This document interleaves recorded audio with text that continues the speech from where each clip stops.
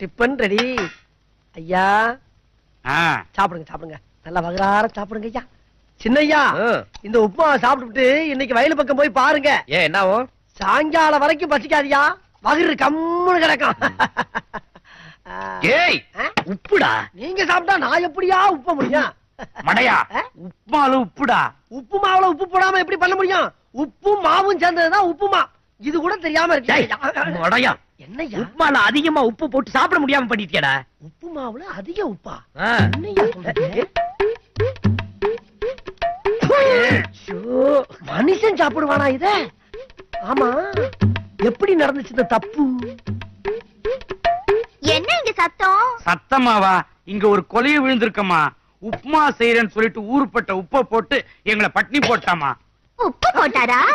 வயல்ல இருக்கிற எங்க அம்மாவுக்கு இட்லி கொண்டு போனேன். என்னடா இங்க உள்ள சத்தம்னு வந்தேன்.